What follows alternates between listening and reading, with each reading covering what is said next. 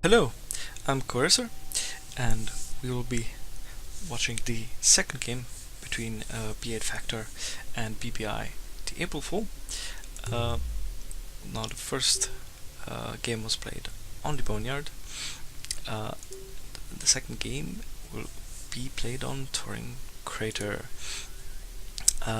Agent B8factor has won the first game, so the pressure is now on the April Fool. If he loses this game, he will be knocked out of the tournament. So let's see how this game will play out. Now, Turing Crater, we have seen this map before. It is quite a large map. I don't really like it personally, mostly because I lose quite often on it.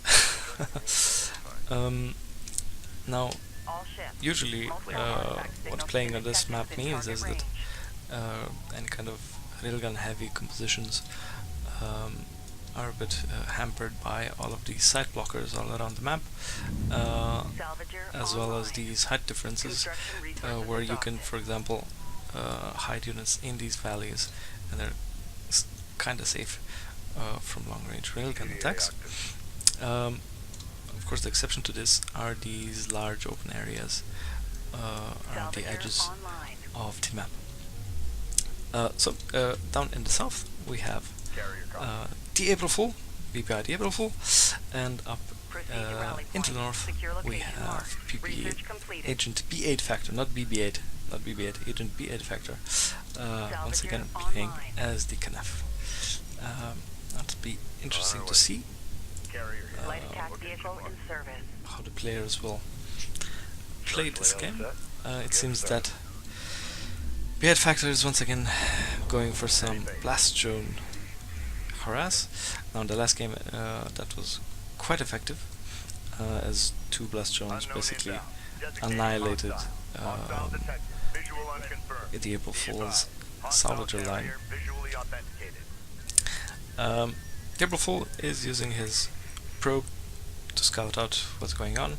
He has seen the second base runner, so he should be aware that the possibility of blast drones is quite high.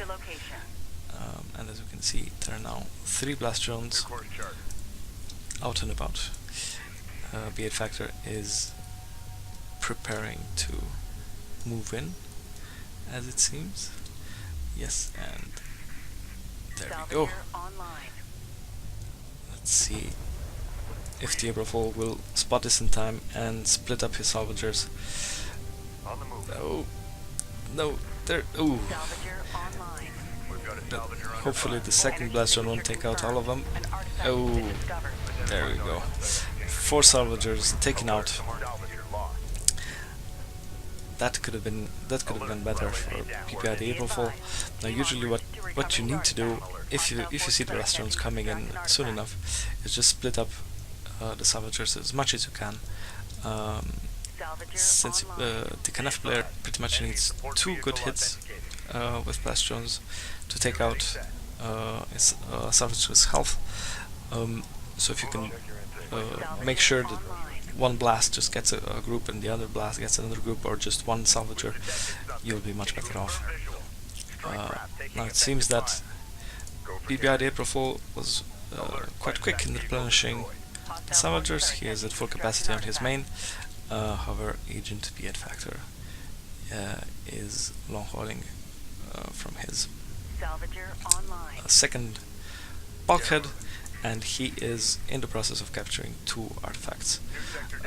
Now, April Fool has managed to grab one of the artifacts, so that will help with his carrier power levels. He sees the second group of blast drones, and he is trying to space out his salvagers, but these 2 will get taken out if they stay there. Instead, he loses the 2 in the front, but hey, still much better than losing all of the salvagers. Railgun is out on the field for BBI the April Fool. Now we will see how useful that will be. Agent B8factor is moving out with his carrier.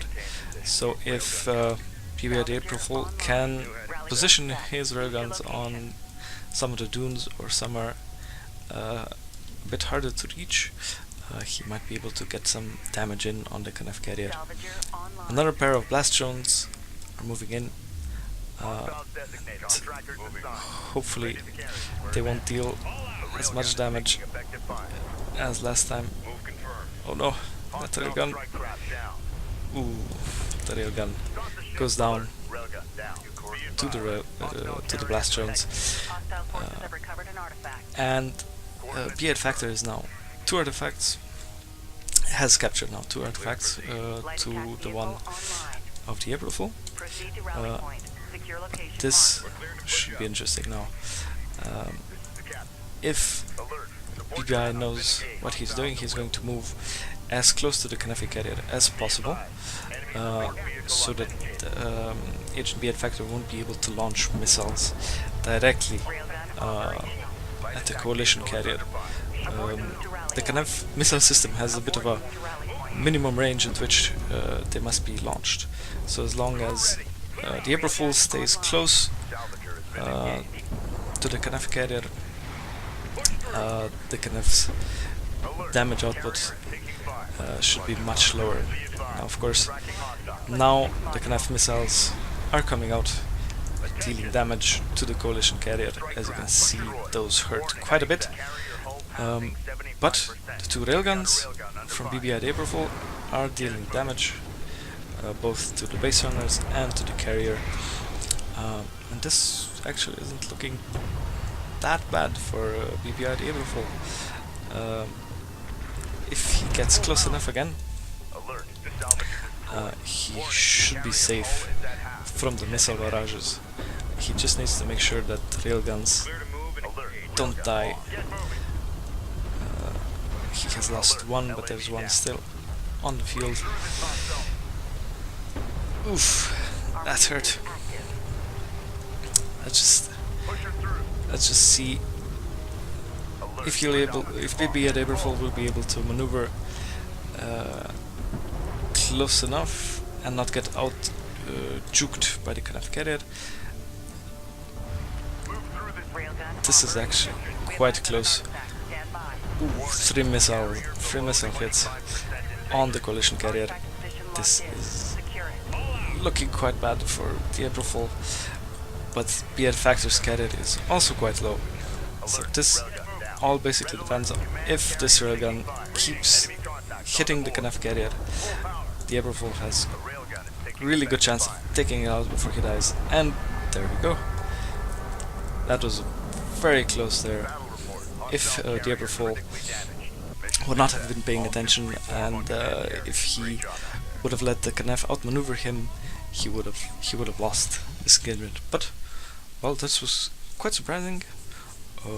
So we have a score of 1-1, and we will look at the tiebreaker game.